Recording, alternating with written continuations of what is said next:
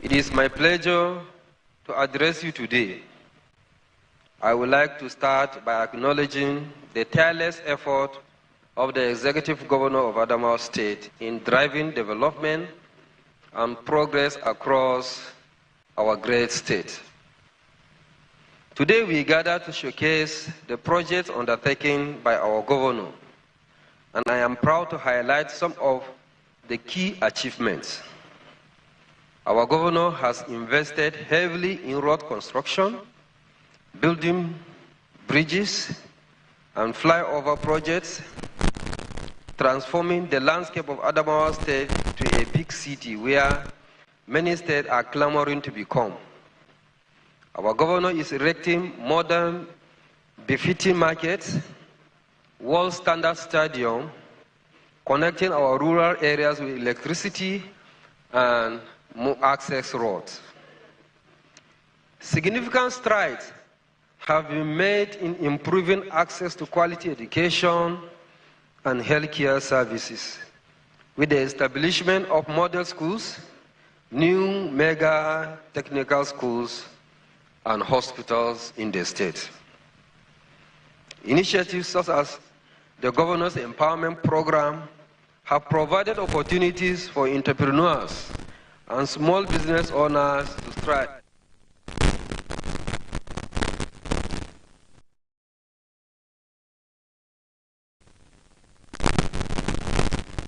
Giving them a sense of belonging. Enhanced security measures have been implemented to ensure safety and well-being of our citizens.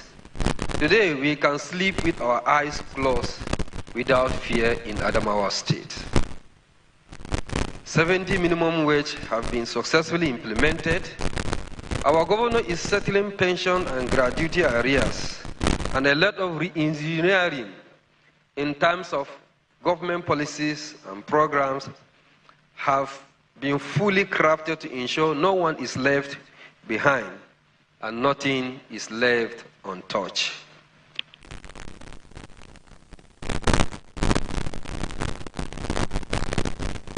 Mentored by the great architect of Adamawa State, the fresh air governor, the project master, the empowerment pesetter, the first governor who won the national award back-to-back.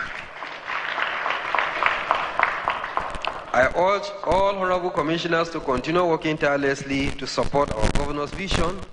Together, we can achieve greatness for Adamawa State. Long live Adamawa State. Long live Federal Republic of Nigeria. Thank you.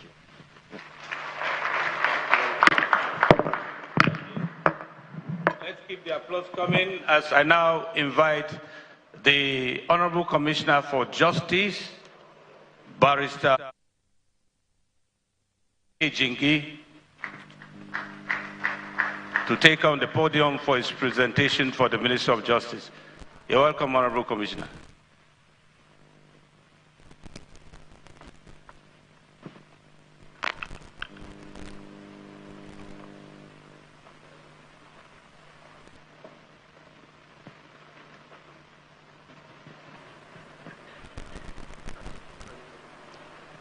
Distinguished members of the press, esteemed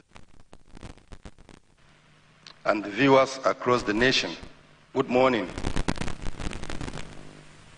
It is an immense pleasure to address you today, representing the Minister of Justice, an institution dedicated to upholding equity,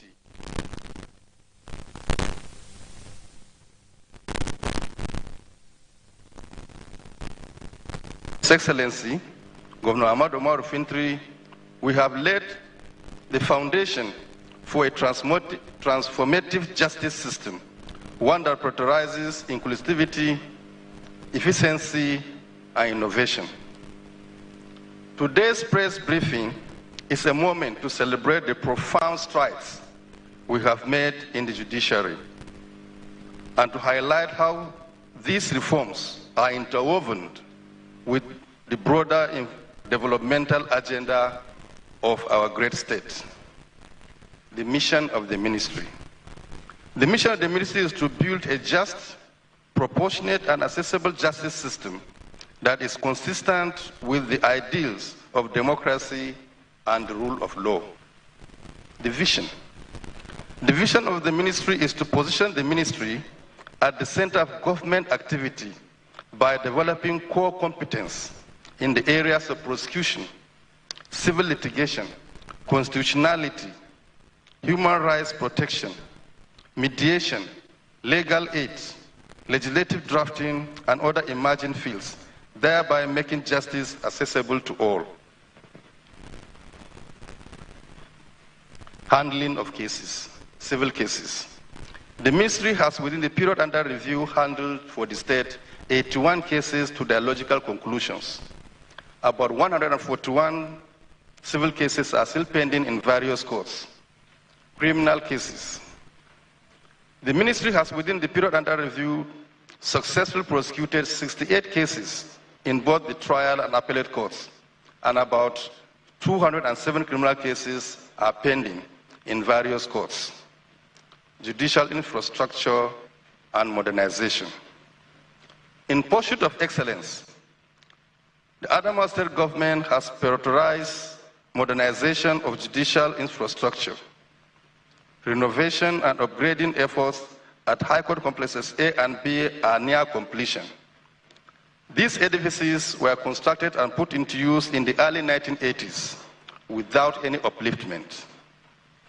The current intervention by His Excellency, the Governor of Adamawa State, intends to modernize the facilities to enhance efficiency and dignity of the courts, reflecting our commitment to a professional legal environment. Additionally,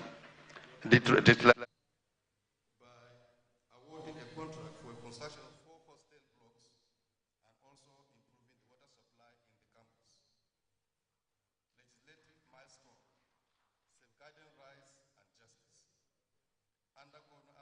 Under Governor Adamawa administration, Adamawa State has witnessed the enactment of 68 laws by awarding a contract for a construction of 4 hostel blocks and also improving the water supply in the campus.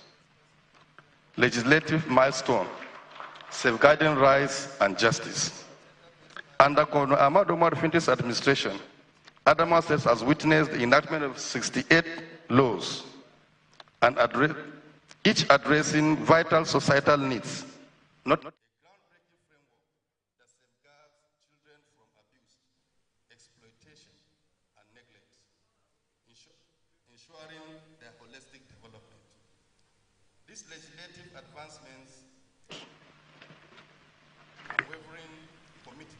The Child Protection Law 2020, a groundbreaking framework that safeguards children from abuse, exploitation, and neglect, ensuring their holistic development. These legislative advancements underscore our unwavering commitment to protecting the rights of the vulnerable and fostering social justice across the state. Establishment of small claims courts. The creation of commercial dispute resolutions represents a milestone in justice delivery. This same is spearheaded by the judiciary under the leadership of Honorable Justice Hafsat Abdurrahman. This course facilitates swift commercial dispute resolutions with an average resolution time of 60 days. This reform has bolstered economic confidence and created a favorable environment for business growth in Adamawa State. Alternative dispute resolutions mechanism. The ministry has a department responsible for this mechanism known as Department of Citizens' Rights. This department has revolutionized dispute resolution. This platform has amicably resolved over 500 cases between 2019 and October 2024, reducing the burden on conventional courts while fostering harmony within communities and families. This reflects our commitment to innovation and efficiency in justice delivery, capacity building for State Council, Continuous professional development remains a cornerstone for our judicial reforms. Collaborating training with the Nigerian Bar Association, some renowned non-governmental organizations and other institutions has empowered judicial officers with skill needed to uphold international best practices. All these were made possible because of the tacit support by the Executive Governor of Adamawa. Addressing corruption and financial crimes. In collaboration with anti-corruption agencies, we have reinforced our zero-tolerance policy for corruption. Prosecution efforts have been intensified, demonstrating our resolve to uphold integrity and accountability in governance. Wider impact on governance and development. These judicial reforms are not isolated achievements. They complement the broader state initiatives under Governor Adamawa Fintri's reformative leadership, from infrastructure projects such as the 8-lane roads and urban beautification to advancements in health and education. The justice system is a critical enabler of sustainable development. Future directions. Looking forward, we remain committed to fully digitalizing court processes to eliminate delays and promote transparency. Expanding ADR mechanism. This is to cover a wider range of disputes, launching public awareness campaigns to educate citizens about their rights and the new enabling laws. In conclusion, gentlemen, I wish to express my deepest gratitude to His Excellency Governor Adamawa Fintri for his visionary leadership and unwavering support for the Ministry of Justice. And to the citizens of Adamawa State, we assure you of our continued dedication to building a legal system that guarantees equity, justice, and prosperity for all. Thank you, and may God bless Adamawa State and bless the Federal Republic of Nigeria. Thank you, Honorable Commissioner. You may wish to step down while we take the next presentation from the Ministry of Justice. Sorry, I apologize for that mistake. From the Ministry of Budget and Planning, and the Honorable Commissioner making his way right now to the podium is Honorable Anthony Emmanuel Peredemso. You're welcome, please.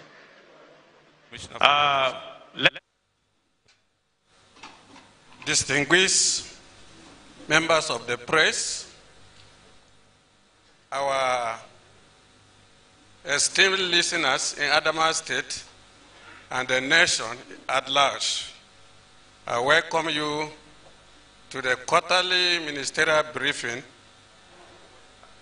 of the distinguished members of the press,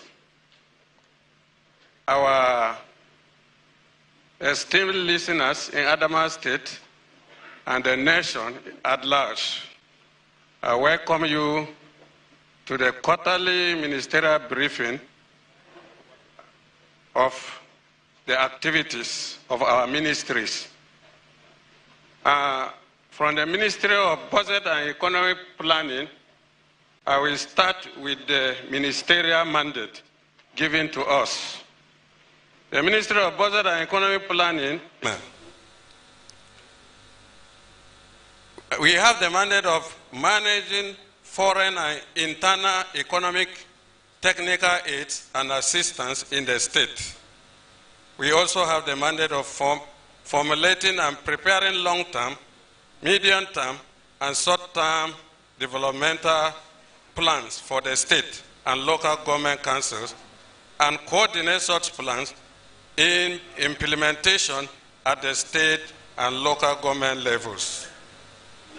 We also have the mandate of advising the state government on economic matters, developmental plans, and data management board for state and local governments.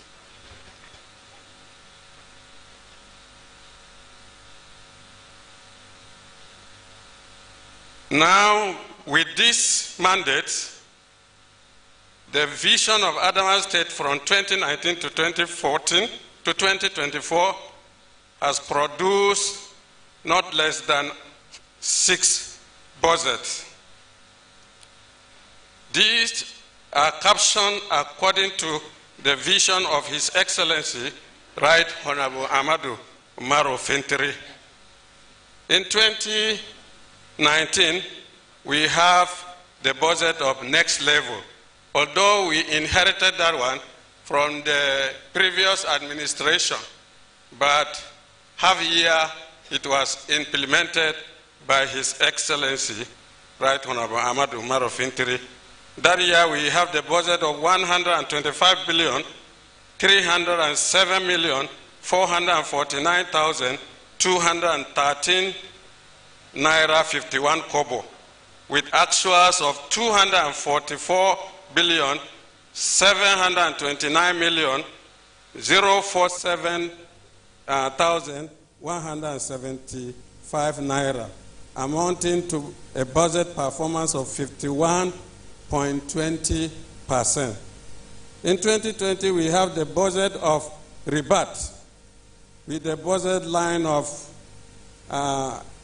88,065,549,049 kobo, and our actual implementation was 140,072,711,860 kobo, amounting to 62.87% performance. In 2021, we have the budget of stabilization, amounting to the budget line of 99,884,046,132 Naira 13 kobo, with the actuals of 140,409,440 Naira, which gave us 71.32% of implementation.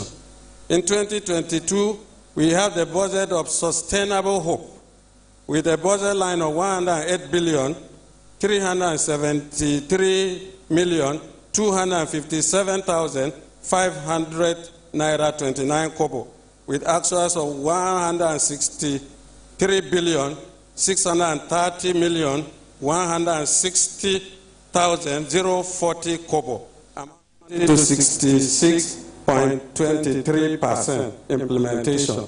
In 2023, we have the budget of consolidation with a budget line of 134,179,318,915 Naira 63 kobo, with actual performance of 214,280,967,767.63 kobo, which gave us 62.85%.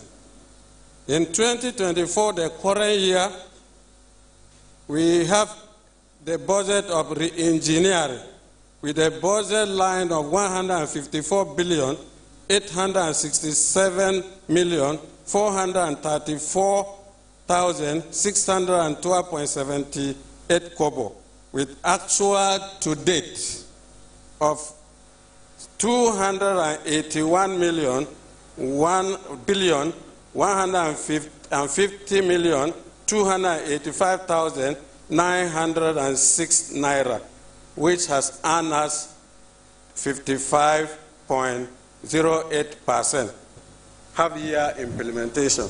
We have some months to go, this month and November.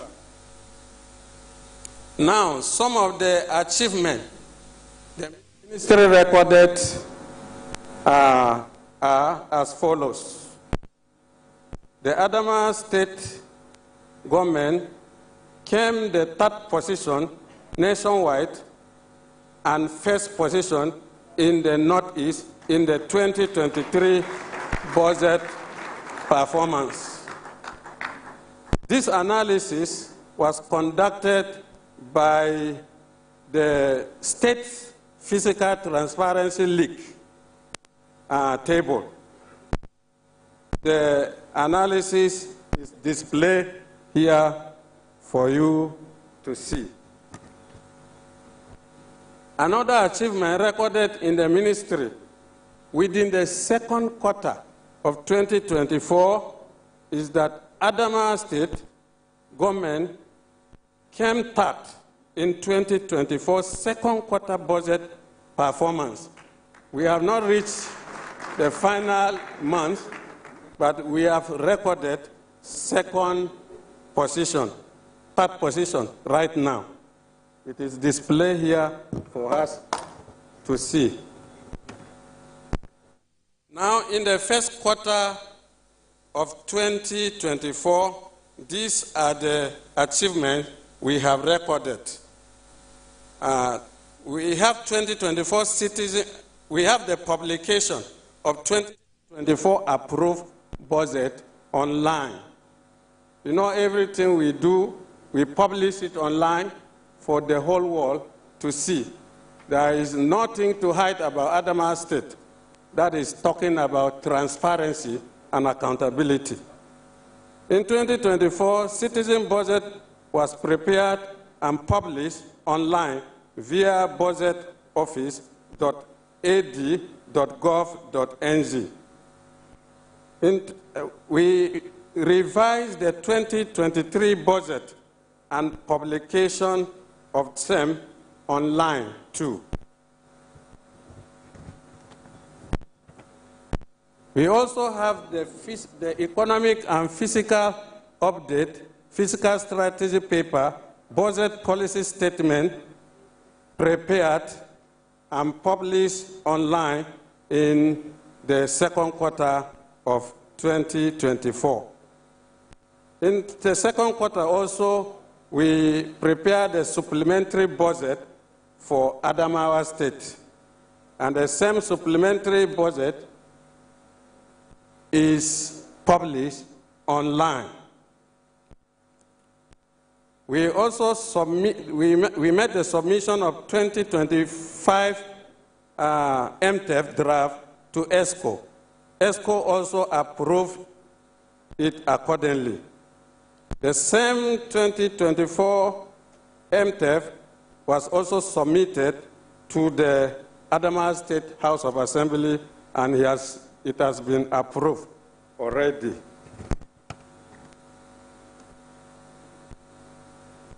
In 2024, we revised budget, the 2024 revised budget was prepared and the publication was made online.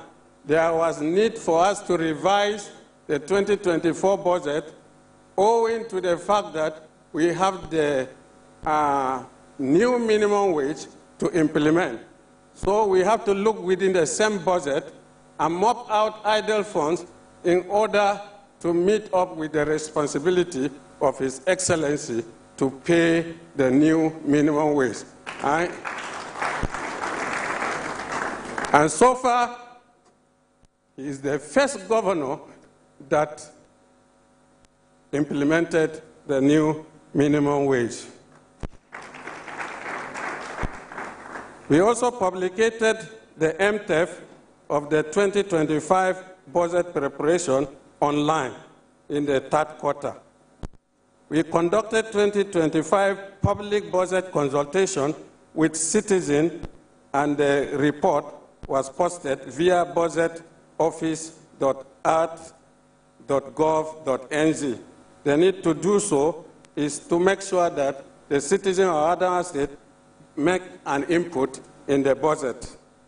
We collated the submission of 2025 budget proposals from the MDAs, and the same was negotiated during budget discussion with the ministries. The revised draft submission of budget estimate was also made according to SABA chart of account sponsored by NGF. We also consolidated the MDA's 25 budget estimate on a single template.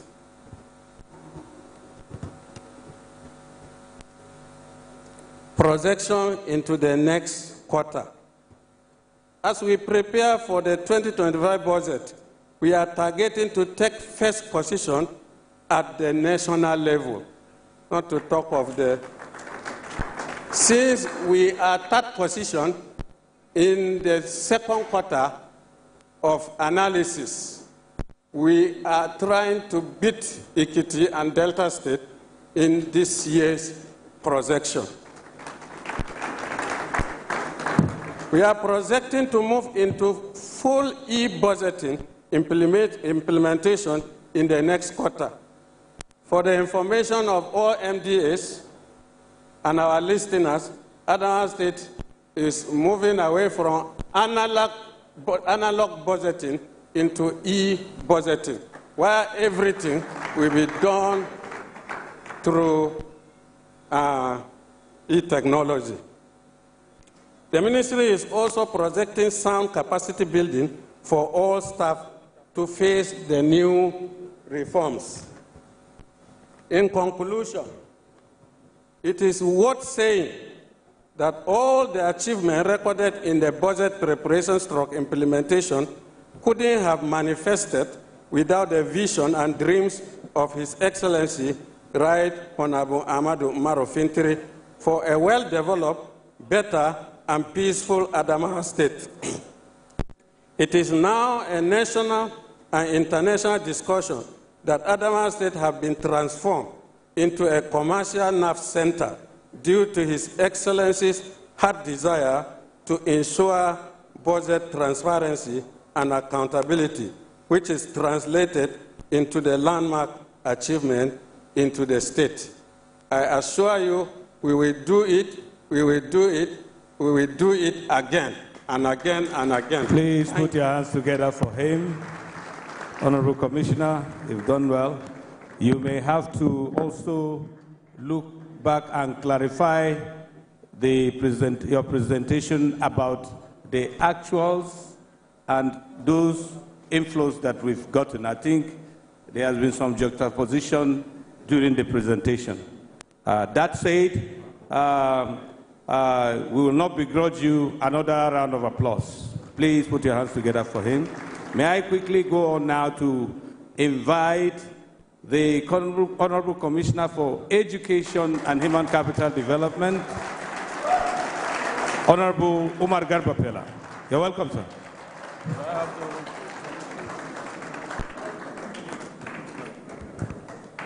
Thank you.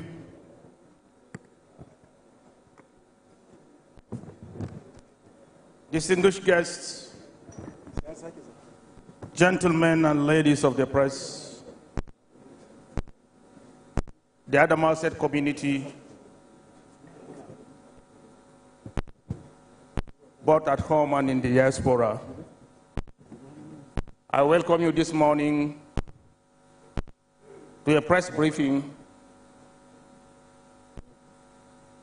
on the performance of the Education Ministry under the able leadership of Right Honorable Ahmadu Umaru Fintiri.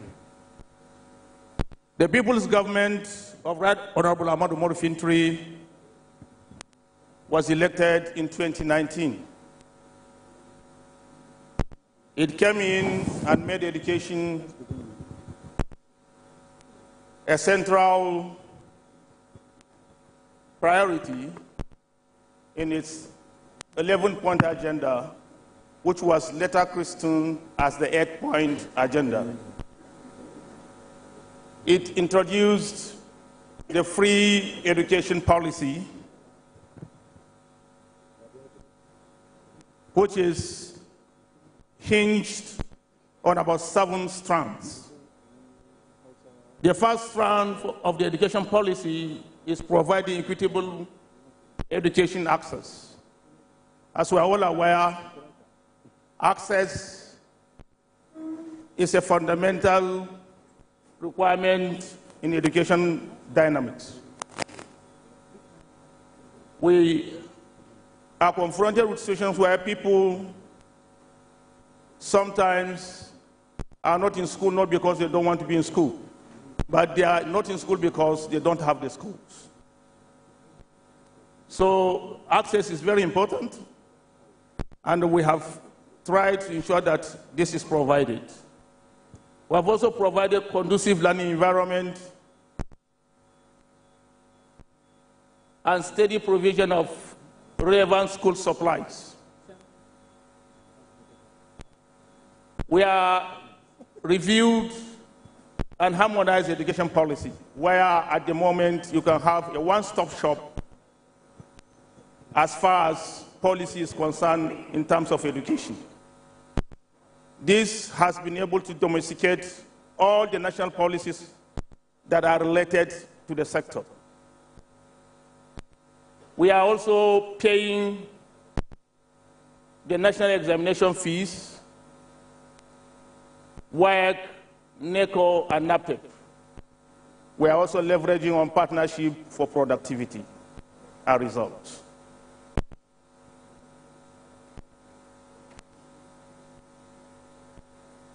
This is a picture of one of our summer boot camp in Shangui Primary School in Hong local government, where we engage the children in the boot camp during the summer.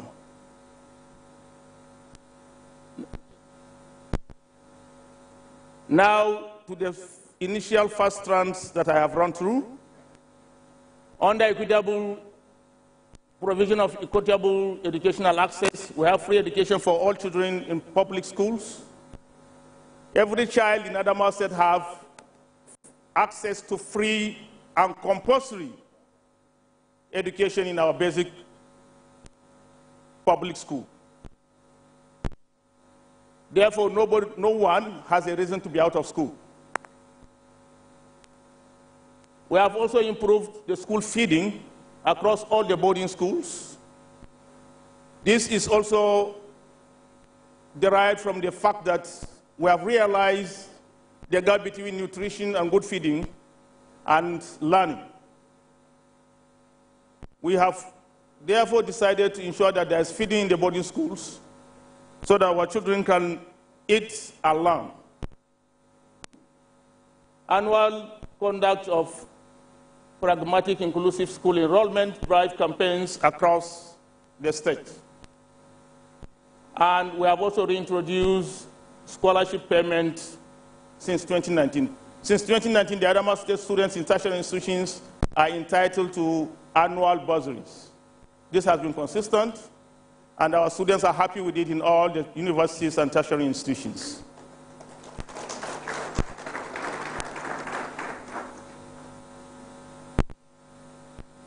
This is a picture of.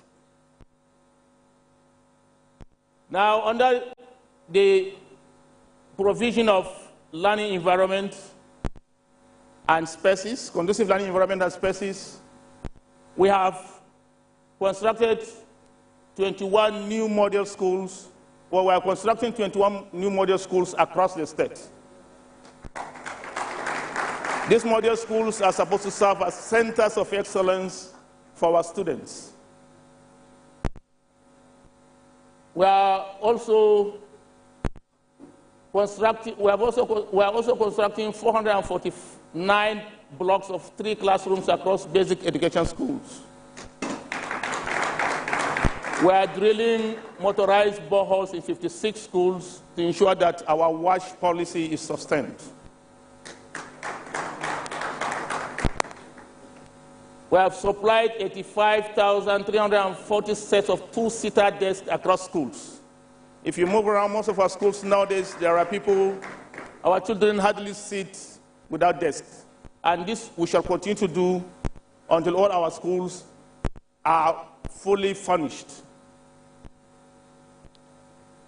We are constructing 3 mega science and technical secondary schools, 1 in each senatorial zone.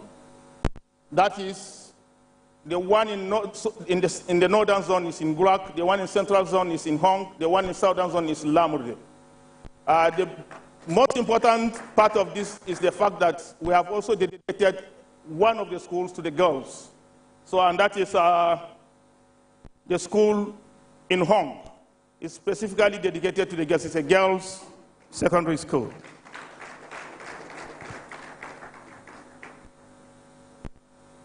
Next. We have also provided relevant school supplies by providing at least vehicles for monitoring and supervision in the schools. These are images of some of the vehicles we have provided. We have motorcycles that we have provided for the schools, for the teachers to do the supervision. This is a picture of some of the supplies we have done for our laboratories and workshops and desks and every other thing. So what are we talking about here? We have also been able to handle the issue of informal education. We have ensured that no one is missed out. Those who missed out are not left out.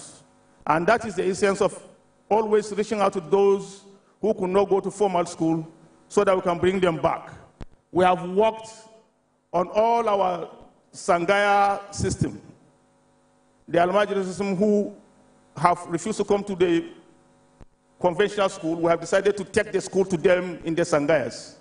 And this has given us tremendous results. As I speak to you, we have been able to bring back over 10,000 out-of-school children back to the formal system. Next. These are all part of the supplies we have done. Now, with regards to learning, quality learning outcomes, we have employed 2,000 teachers, and we hope to employ more. We have replaced over 4,000, or close to 5,000 primary school teachers in the primary school at the basic education level, and been able to provide enough equipment for our laboratories and workshops.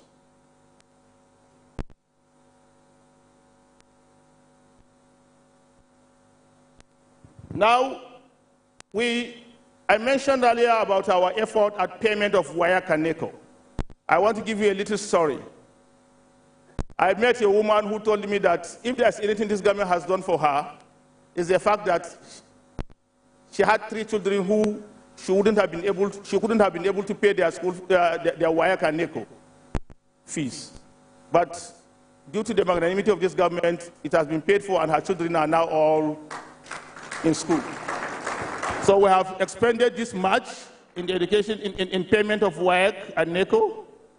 And the summary is that from 2020, when we started payment of WAEC and NECO, to 2024, we have seen tremendous results as far as performance of students is concerned. On the average, this is the average, and on the average we have about 65.2% of students with 5 credits and above. What this means, or what this translates to, is the fact that for the past 5 years, we have this level of percentage, over 65% of our children who are coming out of school, who can access, who are qualified to be admitted into the universities and tertiary institutions. Next slide. This is for NECO. We have about 82.8% performance of our students, and that means they can all transit beyond secondary school.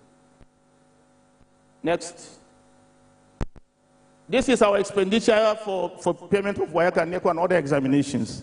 In the last 5 years, the government has been able to spend over 7 billion naira just for examination for our students.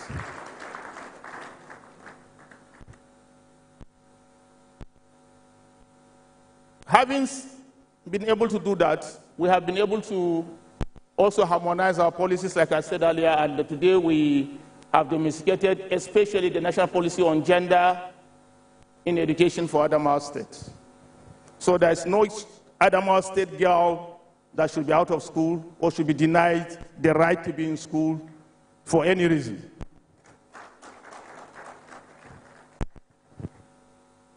Next.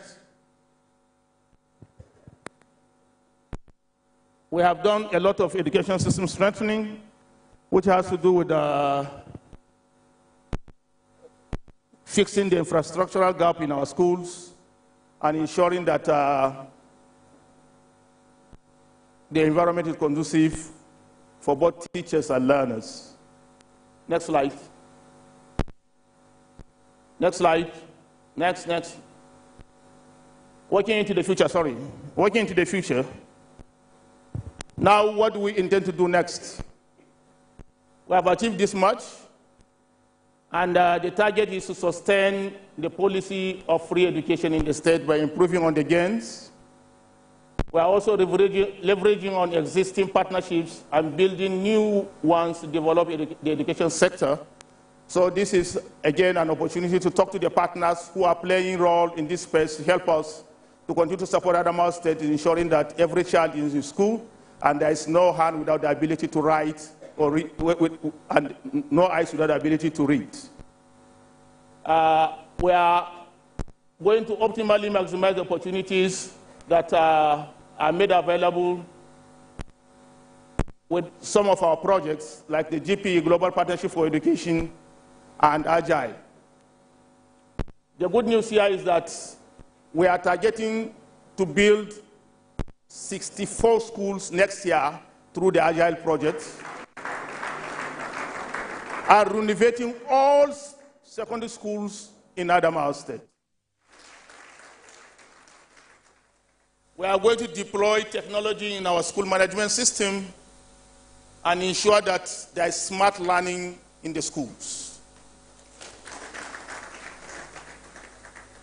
We are going to employ more teachers because after putting in all these infrastructures, we need the right manpower, quality teacher to be able to man the classrooms. Thank you, and God bless. Thank you, Honorable Commissioner. Please, a round of applause for him. You may kindly take your seat, sir. Quickly, distinguished guests, ladies and gentlemen, let me take time to invite the Honorable Commissioner for Rural Infrastructure and Community Development Honorable Titus Solomon, my namesake. I can assure you that by the time he finishes his presentation, you will see that he is taking himself out of office because all the rural infrastructure would have become urban. No be so?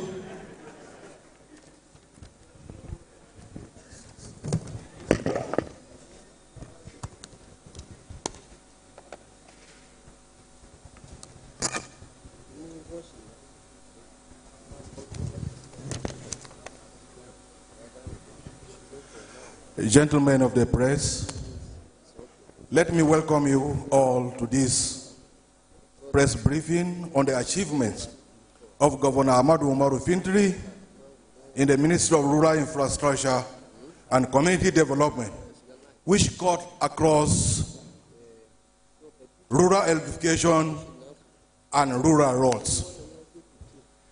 I want to assure you that the misconception a lot of people have that development has concentrated in the urban area is being debunked today. Under the period under review, we have embarked on massive electrification that cut across all the local government and the senatorial zones. Fadamareke Kwanankuka electrification has been done and it is 100% completed. Electricity supply to Mishara is also completed. We have electrified Hildi, Jalingo. This one too is done in Hong local government. It is completed and the people are enjoying it. We have completed electricity supply to Krumi. The people are benefiting from this socio-economic development. In Gombe local government, we electrify 4 communities: Wiyaku, Faha, Mbewa, Kaulewa. This project has been completed 100% and the communities are enjoying it.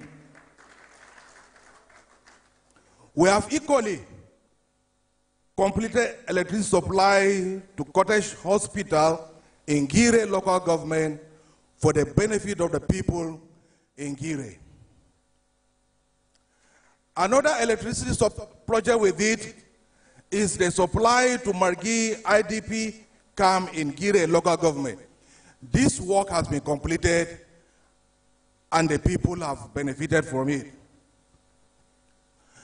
One landmark project which we embarked on, which we started in 2024, is the construction of 42-kilometer road from orientation camp in Gire local government, passing through Lambodo to Borong in Diamsal local government.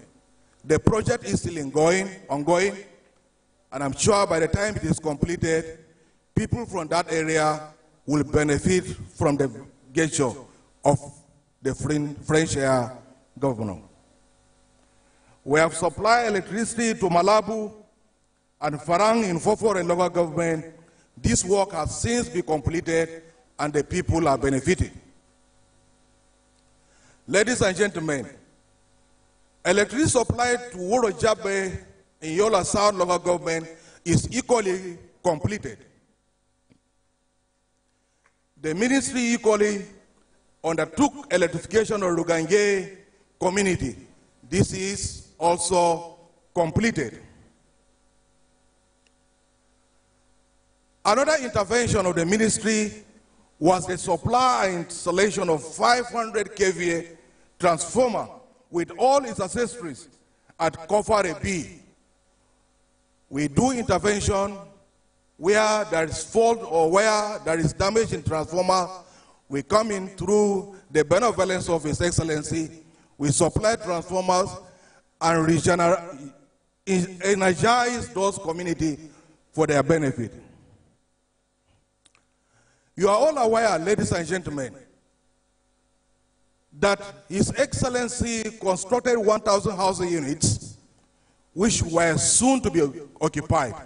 These houses cannot be occupied without the needed infrastructure. We have embarked on the electrification of the 1,000 housing units, and the project is ongoing.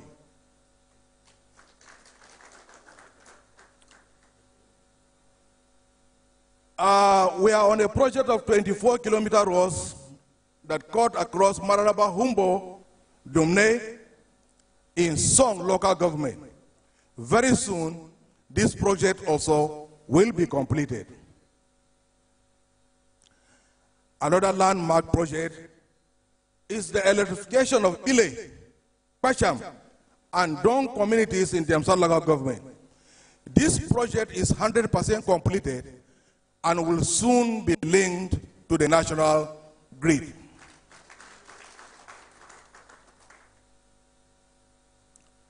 Some times back, Borong community were affected because the Toa River crossing got damaged as a result of flooding. His Excellency intervened and the Toa crossing was reconstructed. Borong community are now back and are fully electrified. Another project in Lamre local government is the rehabilitation of electricity supply to Shamun, Hoki, Opalo, and Zeken. This was a project that was done long time ago by Lamude local government, but due to the flood of 2012, the electrical installations were destroyed. His Excellency came in and awarded contract for the rehabilitation of this work. This work is also completed and will soon be linked to the national grid.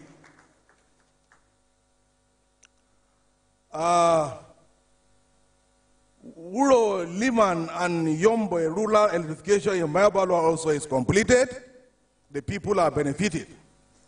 Another one that was recently completed is the electrification of Gorobi and Dapanti in Mayabalo local government.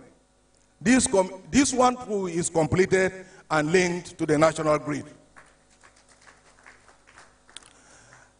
Another project is the electrification of Soho and Bapio in Jada local government. This one too is ongoing and will soon be completed. In Maiha local government, we have successfully electrified Nasarao, Mugulbu, and Bajale. This project is completed and the people are benefiting. In Mishika and Madagali local government, we have done a rehabilitation of electricity supply in Mishika and Madagali towns. Already this project is completed. In Maiha, recently, we awarded contract for the electrification of Maiha Gari. Ladies and gentlemen, I want to assure you that I have personally gone around to see these works by myself. This work is completed. Maiha Gari is linked to the national grid. As I said earlier, we have a policy of intervention where transformers got damaged, possibly because of maybe the high load. We intervene by supplying a higher capacity transformer. We have done that to 10 communities across the state. In rural roads, there are so many projects we did in rural roads construction.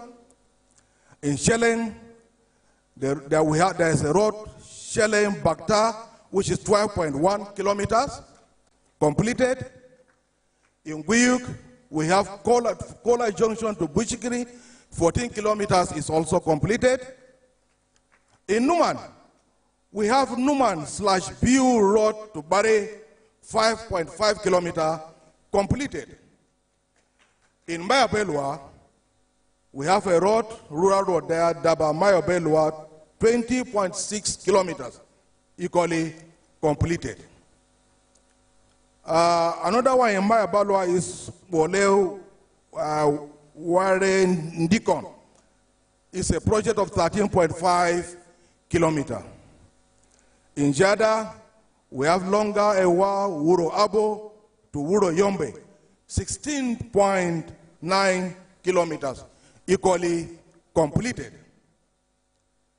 Jada Mayabalwa, we have a rural road project that cut across Jada, Gangyaki, Mumiyetola. It's a 22.5 kilometer that is equally completed. Tongo local government, we have a rural road that we did from Tongo to Kiri, 11.3 kilometers. In Ganye, we have Ganye, Santasa to Gurumpao, 14.2 kilometers, and it's also completed. Yola South, we did that of Bogare to Kabawa, it's a 1.4 kilometer. Another one in Yola South, Ngurore/Mayabalwa Road to Gongoji, 19.2 kilometers. Yola South/Fofore from Yolde Pade Prison to Yadim, that project too is completed and the people are benefiting from it. Fofore local government still, we did another project, Parda to Muninga. It's 18-kilometer road.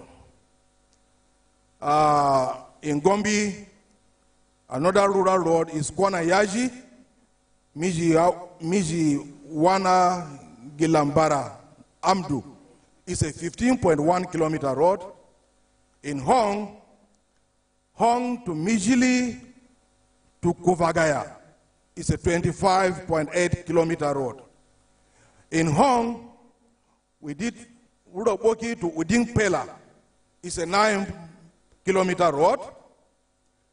Mubi Road North, Ribao Junction to Mushala, 5-kilometer road. Maya, that of Mayonguli to Manjekams, Salama. These are pictures, slide. These are pictures of some of the roads that were completed for the benefit of our rural dwellers. With the intervention of His Excellency, there is definitely development going on in our rural communities. Distinguished invited guests, gentlemen of the press, this is so far the scorecard under the Ministry for Rural Infrastructure and Community Development under the reign of the fresh air governor, the talk and do governor, the purposeful governor, Amadou Umaru Fintri. Thank you for coming and thanks for listening. Please put your hands together for Honorable Titus Solomon. Now you agree with me that as he improves infrastructure in the rural will still become the urban. He will now probably convert. Let me not fight with the Honorable Commissioner for Urban Development. Please put your hands together. May I now go on to invite the Honorable Commissioner, Ministry of Health and Human Resources, Honorable Felix Bilisham Tangwami.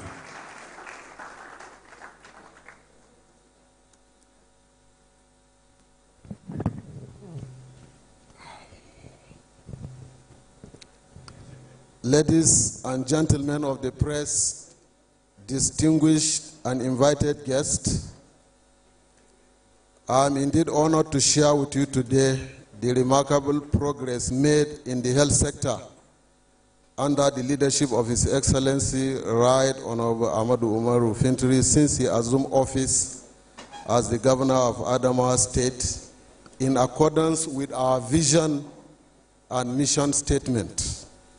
It is important to note that we are working according to our mandate, strategic objectives, which its core values are centered on patients.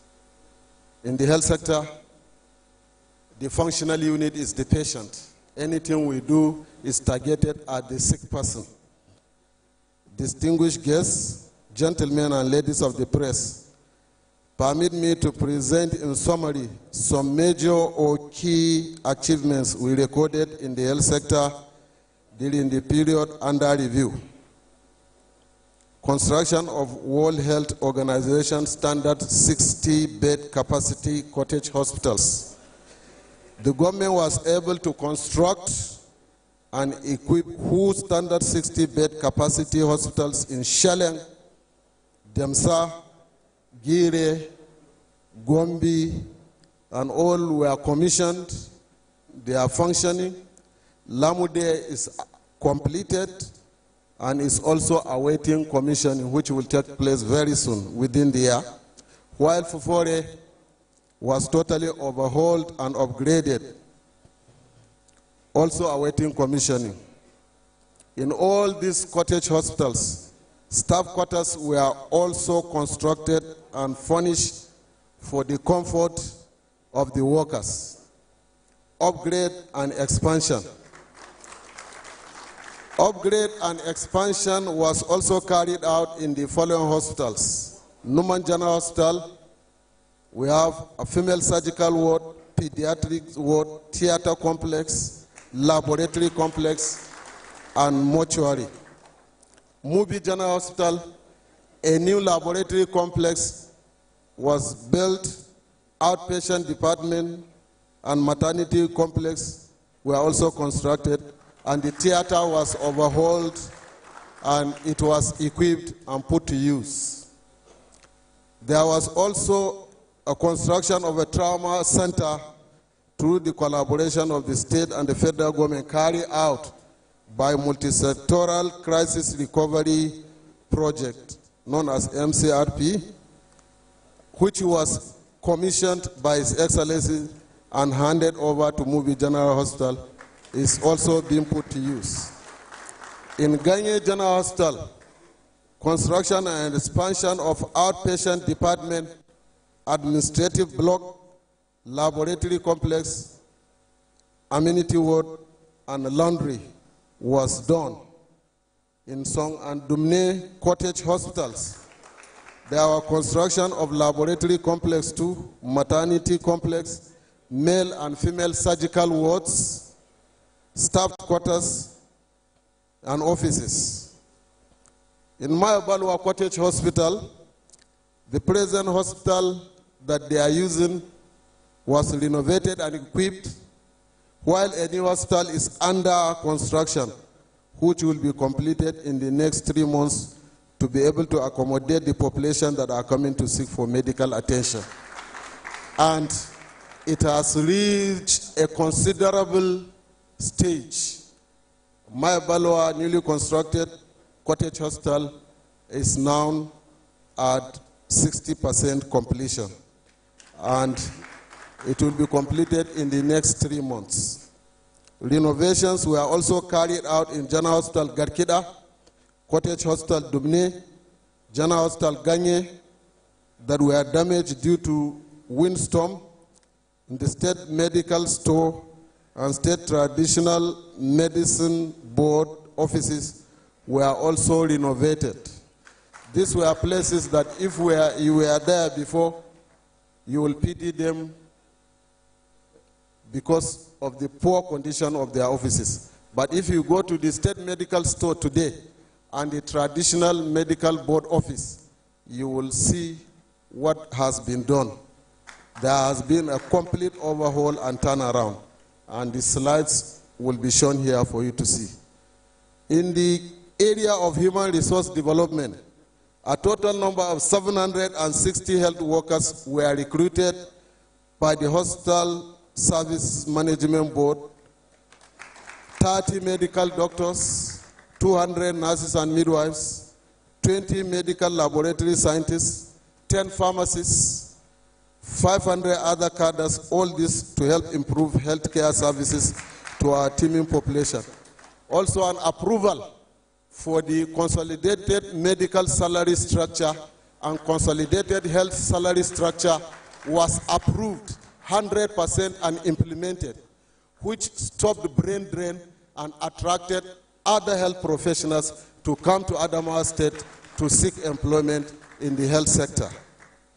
In the specialist hospital, a construction of a World Health Organization standard public laboratory complex and infectious disease were constructed.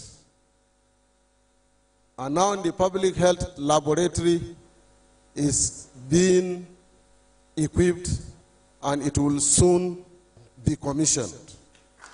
We carried out renovation of outpatient departments and wards in the specialist hospital, and also we established a dialysis center, and patients are accessing it for now free, and this will go on for 6 months as part of testing the center. After that, then we will begin to implement what is supposed to be done at the center. There is also a completion of an abundant obstetric and gynecology complex with world-class equipment installed awaiting commissioning. This has been done. It was inspected. The equipments are installed, and it will soon be commissioned. In Adamawa State Contributory Management Agency, since its inception, the agency was able to renovate its corporate office to provide conducive environment for its workplace. We are able to establish a 24-hour call center to support enrollee inquiries so that they can ask questions about what the agency is doing and how they will assess their drugs. We'll be able to deploy and install an ICT infrastructure to facilitate client enrollment so that it can be done easily. 48 healthcare providers in both public and private were also accredited and registered to provide services to formal sector enrollees, that's civil servants and their dependents, and 226 healthcare providers from primary healthcare centers we are also accredited and registered to provide services to basic healthcare provision fund enrollees. Because of this establishment, 61 ad hoc staff were also recruited to serve as monitoring and evaluation officers for the program. We are able to enroll 18,000 through this agency, internally displaced persons, 72,870 state civil servants and dependents, and 95,769 non-formal sector through basic healthcare provision fund. Government was also able to pay its total counterpart funding amounting to 598,006,982 naira to the agency, which increased our enrollment to 95%. It also gave the patient 75% increase in healthcare access and 74% reduction in out-of-pocket healthcare expenditures and 91% satisfaction rates among our insured clients or individuals. In the primary healthcare sector, government was able to provide, among other things, the following service delivery activities: procurement of brand new ambulance to strengthen referral from primary healthcare facility to referral centers, periodic restocking of drugs, data tools for 1,900 community health influencers, promoters, and service agents who are popularly known as CHIPs, to support hard-to-reach service delivery areas in our 226 focal facilities in the whole of 21 local government areas in Adamawa State. We are able to carry out cervical cancer screening and sensitization campaign targeting 2,000 eligible women across 21 LGS. We were able to screen 1,980 women, and among them 165 were found to be positive, and treatment has already commenced on those that were found positive. We were also able to distribute motorcycles and computers to 21 LGS monitoring and evaluation officers, as well as production and distribution of National Management Health Information System data tools to strengthen the system.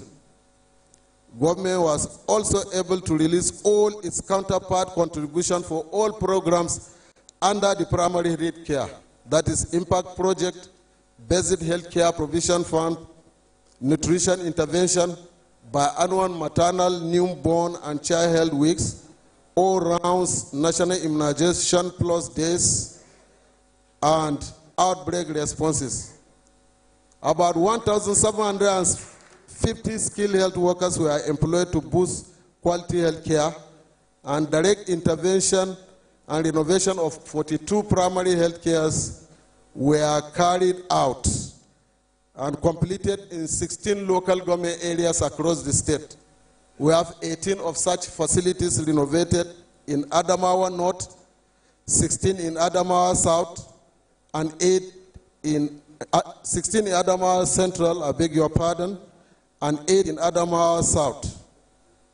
Presently, we also plan to revitalize 80 primary health care facilities across the state in all the 21 local governments, and this will commence very soon. In order to monitor the activities of this agency, we have placed in or established a situation room in the office of Adamawa State Primary Healthcare Development Agency here in Yellow to improve tracking of PHC service delivery. In the area of immunization, we were able to observe all the immunization activities as slated in the federal government calendar throughout the state, and the coverage was excellent. In the College of Nursing, a construction of hostels to accommodate the teeming students that are enrolled in the college was done. We have renovated simulation laboratories and classrooms. We've also provided 2 72-capacity buses for transportation of students to their clinical areas. I want to inform this gathering that the newly constructed male hostel is now being furnished, and it will soon be commissioned by His Excellency within the year. Because of such improvements in the facilities of the school, our students in the final year exams for basic midwifery and basic nursing have been scoring 95% in all the examinations, and 90% of the graduates were able to pass their national licensing exams too. Their clinical performance was good, and this was tested when there was an outbreak of cholera recently. We dragged the final year students of the College of Nursing and Midwifery Yola to brief the overwhelmed staff at the Infectious Disease Center, and I can tell you I was there, and they performed creditably well. In the College of Health and Technology, MUBI, we are able to construct medical laboratory and practical office, Michika. We are able to construct medical laboratory and practical office, administrative block, and some classrooms in its permanent site in Michika. And the construction of 12 classrooms and toilets is still ongoing, which will be completed soon. Government also employed 93 academic and non-academic staff to beef up human resource indices of the college. They were also given a 72-capacity sitting bus to ensure that they transport their students to their practical areas. Of recent, preparation have reached advanced stage to also award the construction of Tune Lecture Theatre, computer-based training center in the College of Nursing and Midwifery Yola, and construction of both male and female hostels, classrooms, halls, and administrative block in the College of Health, Michika. Adamawa State Health Supplies Management Agency. This agency is one of the important arm of the health sector. In that agency, which was known as Essential Drugs before, now Adamawa State Health Supplies Management Agency, renovation and equipping of 2 world-class pharma-grade warehouse facilities with state-of-the-art system and equipment were done. Government was able to pay its 15% counterpart funding to Global Fund for the upgrade. Its vandalized generators and facilities that was done during NSAS protest was also renovated, and they are put to use. With the signing of the law, they will be able to access funds to procure commodities, and this will end the out-of-stock syndrome, and it will give good supply and steady supply, chain supply to the facilities. In the Adamawa State Agency for the Control of HIV/AIDS, we are able to procure 36,000 HIV syphilis kits, 3,600 hepatitis V virus test kits, 3,600 hepatitis C virus test kits, which has helped to fill critical gap in testing capacity across the state, and it also enhanced effort to diagnose and manage these diseases effectively.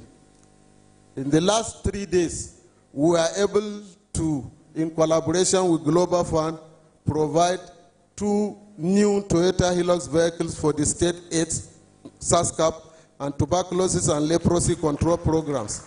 Also, 42 motorcycles were given to tuberculosis and leprosy supervisors and their assistants to strengthen community outreach to their localities. In the area of outbreak of epidemics, the state, in collaboration with the partners, was able to bring under control outbreak of epidemics such as measles, Lassa fever, diphtheria, and recently cholera, by providing all the necessary resources needed to mobilize manpower and case management. Project 10, through Project 10 million, which we launched 2 weeks ago, we have successfully conducted 1-week hypertension and diabetes screening campaign, which has expanded access to screening, diagnosis, and treatment services. Under this program, a total of 24,366 individuals of Adamawa State were screened. Installation of solar to health facilities. Recently, an approval was given by the Executive Council to install solar in all the newly constructed cottage hospitals. These equipments have arrived the state, and the project is ongoing with its installation in cottage hospitals Shalan, Damsa, and Gombe. This will be followed soon by others and all health facilities across Adamawa State. Upgrade of secondary facilities to federal medical centers. The state government has approved, in collaboration with the Federal Ministry of Health, an upgrade of Hong and Mubi General Hospitals, respectively, to the status of federal medical centers to help boost the health provision of our secondary facilities in Adamawa State. Gentlemen of the press, distinguished guests, we sincerely thank God for what we are able to achieve so far. We appreciate His Excellency for his support. I thank all heads of agencies and health workers for their commitment, and I thank all of you too for coming to share and be part of our success story. Thank you. God bless everybody. Thank you. Please put your hands together for the Honorable Commissioner, Health and Human Resources. You could see the litany of achievements that he has enumerated, and we are actually reaching the level of health for all in Adamawa State, thanks to the effort of His Excellency, Governor Amadu Umaru Fintri. Now, may I have the pleasure and your kind indulgence to invite the Honorable Commissioner of Commerce, Trade and Industries, Dr. Ishaya Dabari. When it comes to the issue of economy, trade, commerce, if you see Ishaya Dabari, don't go any further. You're welcome, sir. Thank you.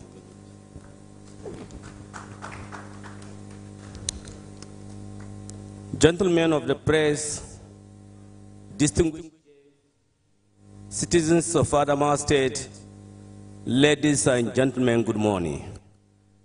It's my honor and pleasure to present the performance of the Minister of Commerce, Trade and Industry to you for your consideration.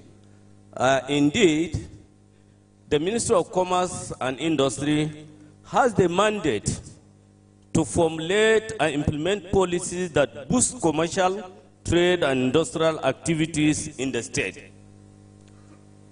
Its vision is to ensure economic and social well-being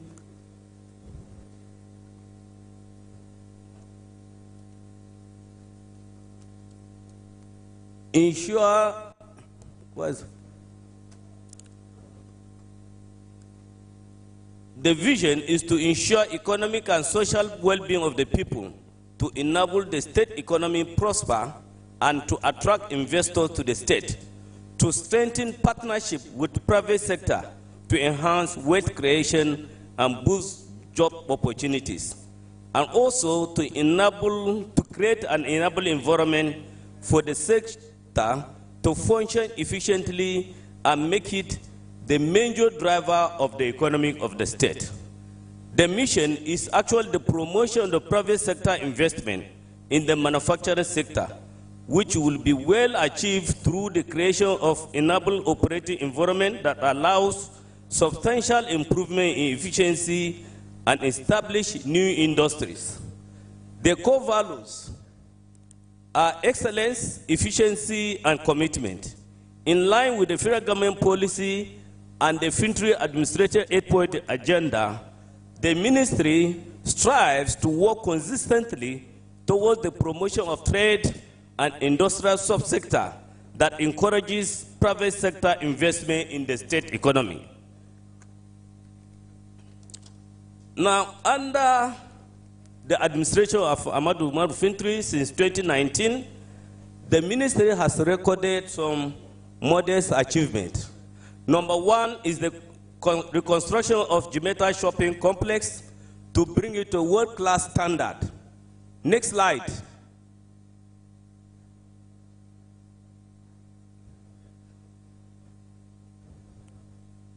Okay. His Excellency, the Executive Governor, conducted the construction of the Jimeta shopping complex to a world-class standard commercial center. And this work has commenced since. Next slide. Please bring the laptop.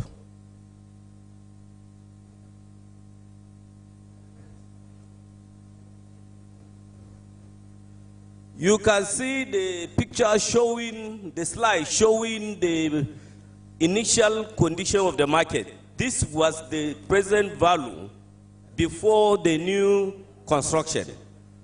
You can see now work has commenced and the work is ongoing.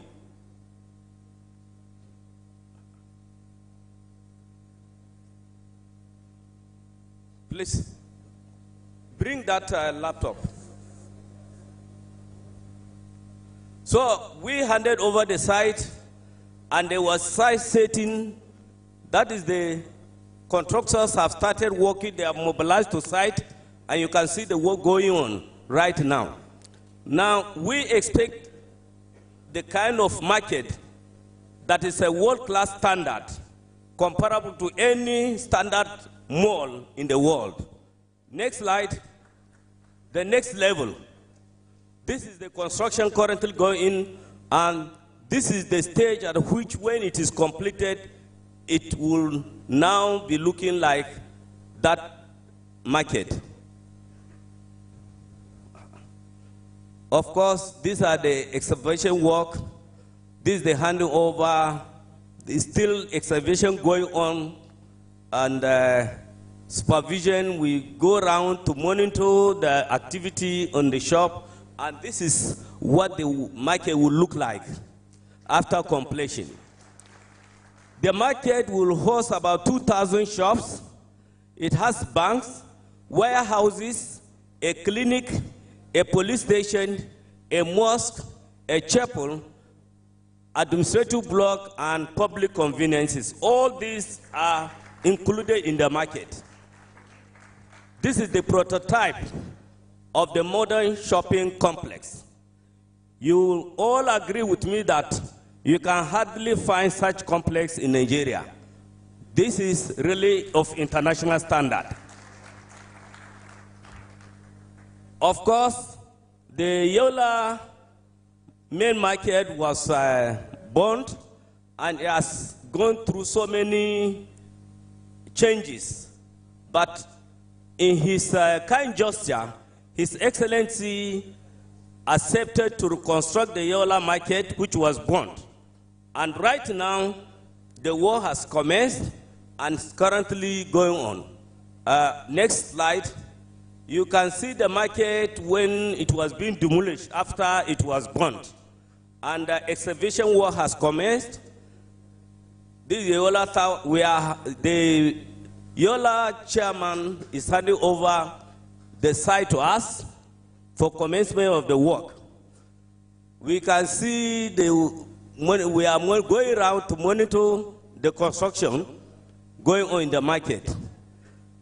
And you can see the level of work. It has gone very high. In fact, more than 40% as at now. You can see monitoring. We go around to monitor. This is the stage of work, still ongoing. Yes, you can see workers outside, and this is expected completion of the market. This is what the Yola market looks like. It has 956 shops, a police station, a bank, public conveniences, administrative block, clinic, and mosque, all contained in the Jimeta market, in the Yola South market. I don't look at this. Now, we also carried out some assignments at Jimeta Modern Market. When we took over the ministry, there was serious congestion within the market. That movement became a problem. In fact, only one gate was functional. All other gates cannot be accessed with the vehicles. So we had to carry out the congestion exercise, and it was effectively done. And you can see the market after the decongestion exercise. Even though they have still moved to site, but I want to assure you it's an ongoing exercise. From time to time, we have to carry out the decongestion exercise. We have also gotten approval for Mubi Dazala Market. When you visit Mubi, one of the commercial, if not the commercial center of Adamawa State, the market is very much congested and right inside the town. Now we have secured a land outside the Mubi town, on the outskirts along the new road. And already we are working towards ensuring that there will be construction. We have included in the 2025 budget for the Dazala Market. It's our next project. Next slide. Now we have also provided solar light in the Jimeta Market. Before we took over the ministry, there was no light in the market. It's never connected to any electricity. So we have to seek for approval from His Excellency, and he supported us and granted us approval. Right now, there is a solar light in the Jimeta Modern Market. You can see the pictures. And this will help to combat security, because even though we have police station there, we have cases of burglary of shops and different types of crime being perpetuated in the market. But with the installation of the solar energy light, we discovered that such crime has drastically reduced, and the market is a bit safe for any trader now, operator and other buyers. We intend to organize export and investment summit in order to attract investors to the state. We are working in collaboration with the Export Promotion Council and Export Promotion Agency, as well as Ministry for Entrepreneurship, to ensure that all our natural resources, such as mining, that is mineral resources, livestock, crops, will be exported. So we are working hard to ensure that by first quarter of next year, there will be export and investment summit in Adamawa State to attract investors. Of course, we visited Dangote Refinery because it's the commercial center in Adamawa State, and therefore the Ministry of Commerce has particular interest in that outfit. We visited them for collaboration and other industries within the state. I want to assure you, tomorrow we still have another meeting at Savannah Sugar Company, and something good will come out of it that will boost the economy of Adamawa State. We have also organized joint trade fair in Bauchi, which Adamawa State participated actively. The trade fair was sponsored by the 6 state governors. It's my pleasure to announce to you that the Adamawa State became first in their own day. You can see, it's really sad that the pictures are not clear, but you can see His Excellency going around. You can see our troops went round. We have so many activities that really open up the state to investors. And as a result of the trade fair, we have been having series of visitors showing interest in Adamawa State in order to invest. Of course, you can see our cultural troops that were presented during the trade fair, and that's what earned us the first position among the 6 states. Next slide. You can see His Excellency visiting Adamawa State Pavilion and then visiting the local government pavilions and even our troops. It was a remarkable one, and I want to assure you that this will continue to be carried out by the ministry. Next slide.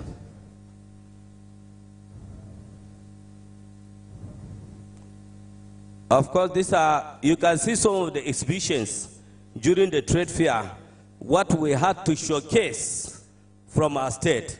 You know, we are rich and God has blessed us with a lot of resources. We have to demonstrate and show it to the outside world. We cannot hide it. We have a lot of economic potentials here.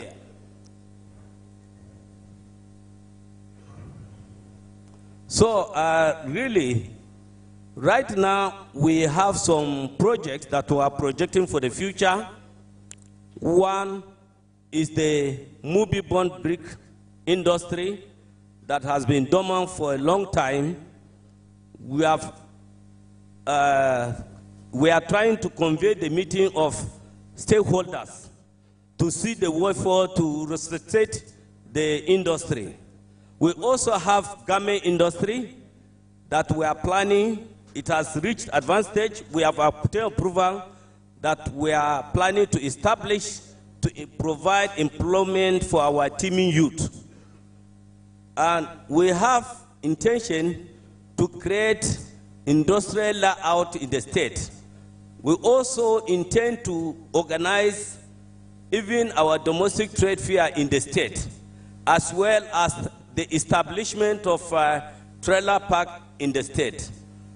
Ladies and gentlemen, I want to say that the Ministry of Commerce that used to lay dormant has become very active and perhaps the cornerstone of this administration. Thank you for listening, and God bless all of you. Thank you, thank you. Another round of applause for Dr. Ishaya Dabari. And we'll need to apologize because we are having these glitches in the PowerPoint presentation, and the engineers are working assiduously to see that it is done. Let me now invite back to the podium the Honorable Commissioner of Budget and Planning for some clarifications before we move on. While that is going on, the Honorable Commissioner for Reconstruction, Rehabilitation, and the other R, which I cannot recollect now, you have to forgive me, I will be on the podium. Thank you.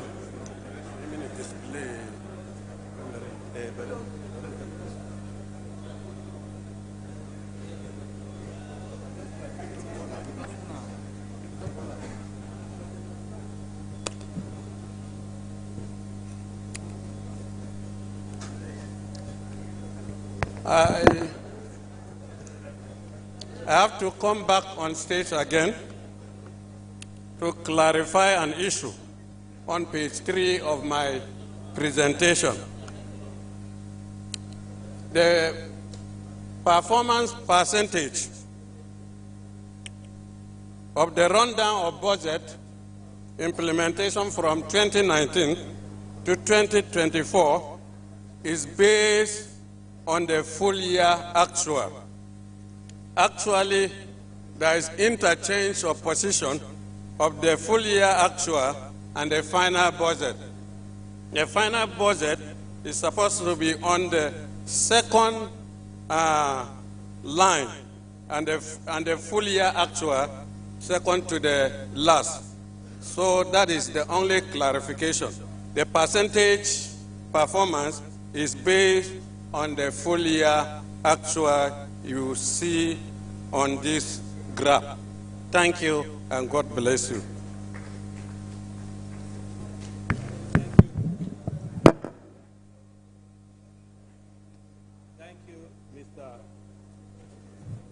Honorable Commissioner.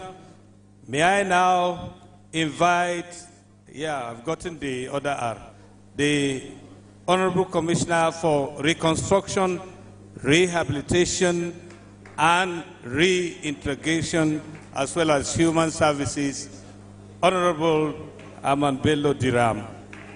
You're most welcome, sir. I've gotten the order. What have I done? Where will I keep this?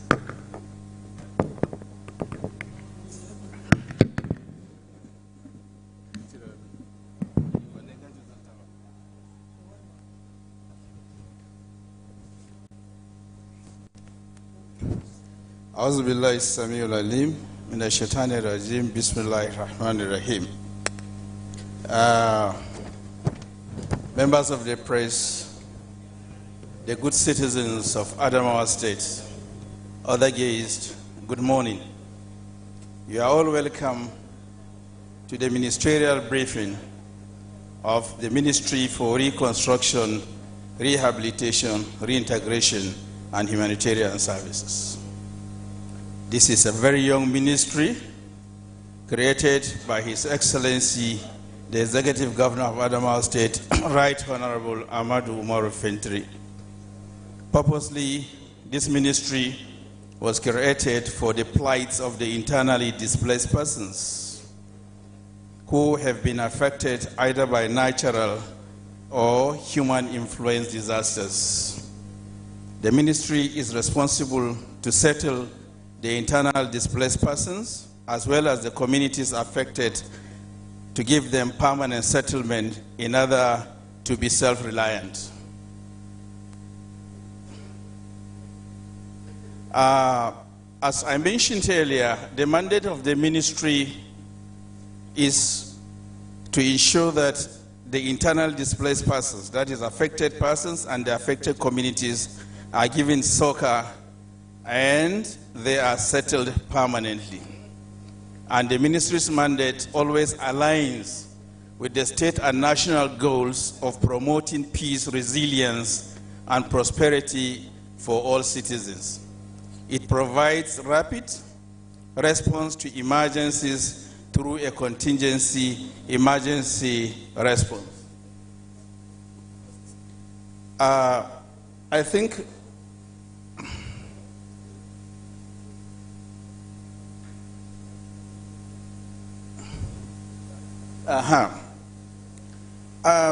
this ministry is not purposely meant to work alone or to work with the state government funds alone. No, the ministry is a platform for international committees, international non-governmental organizations, the UN agencies, the federal government organs, and regional organs of the government, as well as the state government, coming together to join hands in order to respond to the plights of the affected communities and affected persons. So it's a ministry that is, whose work is solely collaboration with other organizations. Because once disaster struck, the state as well as the national level will be overwhelmed. Therefore, it will invite the international community to join us in order to support them alleviate the sufferings of the internally displaced persons or of the communities. We all know a decade ago, Boko Haram insurgency has affected Adamawa State, especially the northern part of Adamawa, where Madagali, Michika, Mubi, Maiha happened to be the war seat, and where government presence at that material time was a little show. Therefore, when peace restored, there will be need to restore the existence of government or authority in that place. The next slide will show you the destroyed Madagali or Gulag local government secretariat in collaboration with the UNDP. Under the RSS facility, the local government secretariat was 100% rehabilitated, as shown in the picture. and it is now put into use. Secondly, after the presence of authority in a given area, it is expected that people of that given area should go back to the area in order to go by their normal ways of living. So schooling is part of way of living for our people. This is a renovated government secondary school, Gulag, as you may see on the picture. Subsequently, the multipurpose hall in Madagali, we've all agreed there was displacement of persons. So in order to revive the economy of that place, there will be need to where to assemble the people to operate and relate in order to have a common ground. This is a multipurpose hall purposely built in order to assemble them together to discuss their issues and then provide solutions in Madagali local government. As I mentioned, the picture showing is in collaboration with the UNHCR. Part of the Durable Solutions projects is a clinic renovated at Labondo Gire local government. This is the outside part of the clinic, and this is the inside of the clinic. It is receiving attention where Ministry of Health deploys staff, the staff on ground 24-hour service, and it has a laboratory and other medical personnel. Rehabilitation and supply of vocational training equipment in Shua Community Center. This is a center where we feel that indigenous, especially the youth and women in Shua, deserve to have some skills and then some entrepreneurship development so that they should be self-reliant, not to rely on either peanuts or handouts. This is part of the renovations. It's a multipurpose community center, Al-Madkoi here in Yola. It's also a training center where we have tailoring center, we have weaving, we have pot making, we have briquettes making, lots of entrepreneurship activities in collaboration with the international community. This is construction of Durable Solutions Shelter, where we've constructed about 270 houses of 2 bedrooms in Labondo.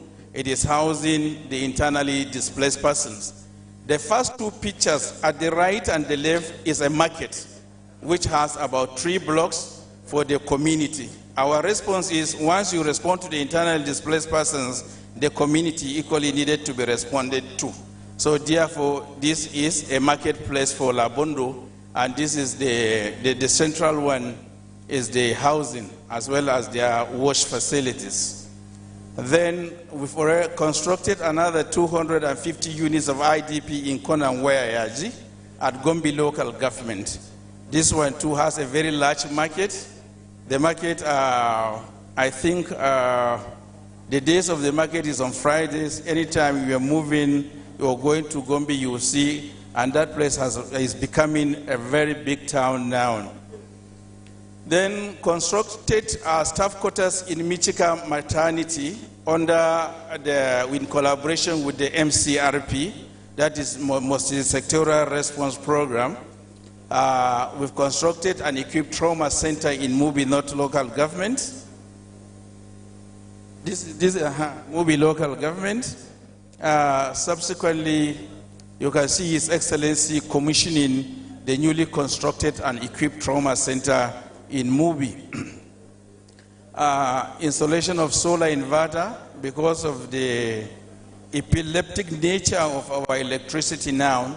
So we've installed... We are on live television, please.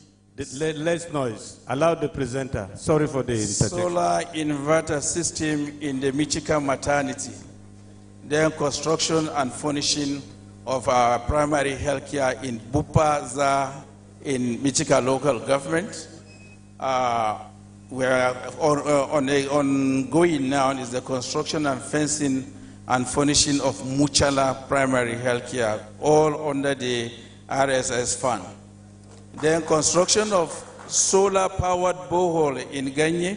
As I told you earlier, we either go to a community either because that community has been affected by natural disaster or human influence disaster. This all came, some times ago, Ganye was also attacked. So we have VIP latrines in Michigan, and then Newman, due to the floods, we've constructed renovated a water tank for water supply in Newman in conjunction with MCRP. There are ongoing rehabilitation and construction programs in Newman because of the just immediate past flood disaster. We have government secondary school Shelling, which was also affected by the floods. And then you can see the old building, and then this is the renovated structure. Am I too fast? Not always, yeah. Female hostel in Shelling, then Banjiram, the school in Banjiram was affected by flood. We also renovated that in conjunction with the MCRP, furnished the place. Students are now enjoying because it has become a conducive atmosphere for learning. This is the admin block of Banjiram. Then female male hostel in Banjiram. This is the old one, and we have the new one, the newly reconstructed. The female hostel. Then courts are also not left out in the Magistrate Court of Ganye local government in order to fight crimes, to make that place a free crime zone. Then we have construction and rehabilitation of emergency shelters for 215 households in Malkwe Yola South.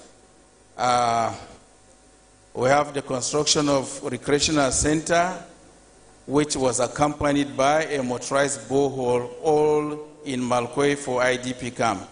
But currently, we no longer look at that place as an IDP camp, but as a durable solution site, because they are no longer internally displaced persons. They've now been integrated into the host community. And then we are building bridge in Malkwe in order to link the durable solution site and the Malkwe town. We have 40-bed primary healthcare facilities at Green. Then currently there's an ongoing project in Shua, that is Madagali local government, for the Shua Skills Acquisition Center.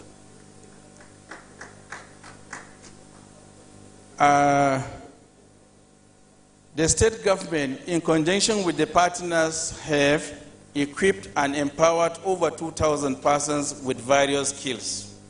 And at the same time, youths were also empowered with over 3,000 youths were also empowered with business in order to drive the local economy. So this is another, I think I am not going in tandem with that. This is another empowerment program, particularly on livestock. So we have this project, which is ongoing now, and then there's also farming projects supporting both communities and internal displaced persons with farming equipment. Here is another entrepreneurship sessions. Then we have relief distributions. And then we have trained 650 youths on various vocational skills and empowering them with startup kits. There are lots of cash grants, lots of loans, lots of economic support to our people, particularly the worst hit in the worst hit areas. A picture before me is showing the SLG, that is loan saving schemes of villagers where they will come together, there will be token given to them, they will start their trading, and at the end of the trading they will be saving in order to support one another and to empower their business.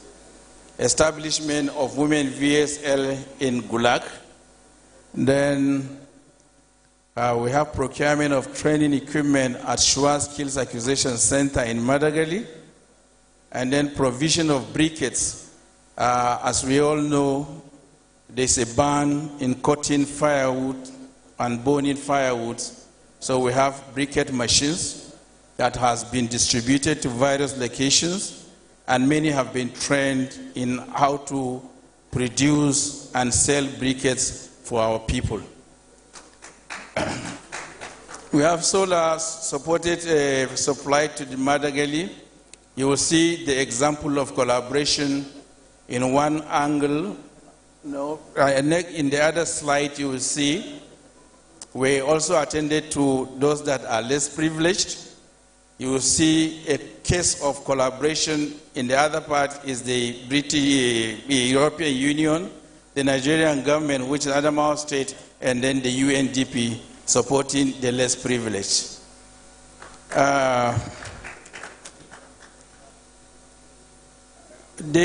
Finally, the state government was able to launch a homegrown durable solutions program. The homegrown durable solution program is primarily meant to, 1, reintegrate the internally displaced persons, 2, relocate them to another place, and then 3 is to return them to their ancestral homes. In June, we launched this program in the office of the Vice President, where the sum of $1.192 billion have been budgeted for this program. Out of this $1.192 billion, Adamawa State government has pledged to contribute 130 billion naira. The plan, the Durable Solutions Plan, as nicknamed Homegrown Plan, Borno State launches her own, Yobe and Adamawa, but that Adamawa has now been taken as a global model. It has been sent to various countries to copy, particularly Ethiopia.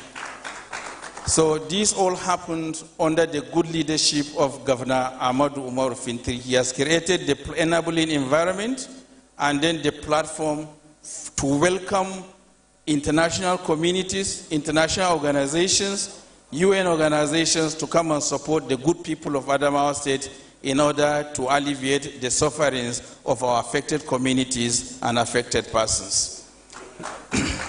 Ladies and gentlemen, it may interest you to know between now and the end of this year, the state government has budgeted about 1.5 billion naira in order to attend to the persons affected by the recent flood in the affected flooding areas. We are going to launch a homegrown program for that. Thank you very much. Thank you very much. It's okay. Thank you very much, the Honorable Commissioner, for the triple R's.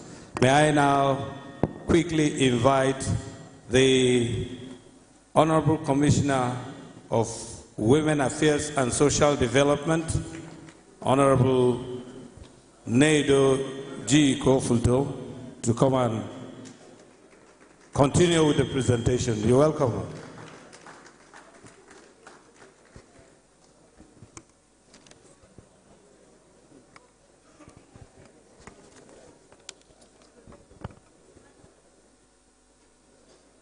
Gentlemen of the press, our dear citizens, all viewers, we welcome you to the fourth quarter ministerial briefing of Adamawa State.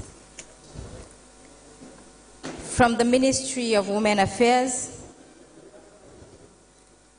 the Ministry of Women Affairs and Social Development was created in July 1997 with the objective of executive government policies to improve the quality of lives of women and children on sustainable basis. It is also charged with the responsibility of repositioning women and children, who are undoubtedly the most vulnerable group within the society, by advancing their socio-economic and political interests so as to match the development of the nation. To this end, the vision of the ministry is to create a caring and integrated system of social development services that will facilitate human development and improve the quality of life, with a mission to ensure the provision of comprehensive, integrated, sustainable, and high-quality social development services that will help reduce vulnerability and poverty, to create an enabling environment for sustainable development in partnership with those committed to building and caring in Adamawa State. The ministry is further saddled with the responsibility of executing social welfare and rehabilitation policies, programs, and projects of the state government, which are aimed to improving the lives of physically challenged persons and providing psychosocial support to internally displaced persons, and also humanitarian services. The main scope of the ministry is to develop policies and to ensure the delivery of a range of social welfare services aimed to providing equitable and sustainable improvement in the quality of lives of citizens of our society through skill acquisitions, common needs such as education, morals, and physical needs. Others are to provide psychosocial support programs to establish, and especially the vulnerable, the aged women, children, and people living with disability. In the ministry structure, we have the Administration, Finance, Women Affairs, and Child Development Directorate, Social Welfare Directorate, and the Rehabilitation. For the Child Development Directorate, we mostly work in collaboration with UNICEF, which have enrolled 152 adolescent children into various skills acquisitions. UNICEF is a known NGO that we all know. Welcome back from the live telecast. We'll now continue with our regular programs. Stay tuned.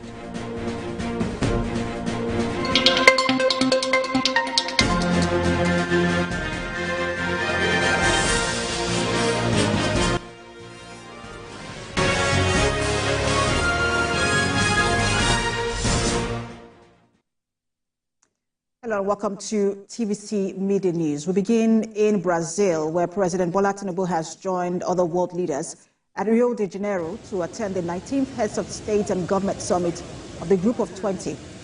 The president arrived on Sunday at 11:03 local time and was received by Ambassador Breno Costa in the Ministry of External Relations of Brazil. He was accompanied by Mr. Yusuf Tuga, Minister of Foreign Affairs, Mr. Idi Mukhtar Meha, Minister of Livestock Development, and Hannatu Musawa, Minister of Art, Tourism, Culture and Creativity, among others. President Tinubu is also expected to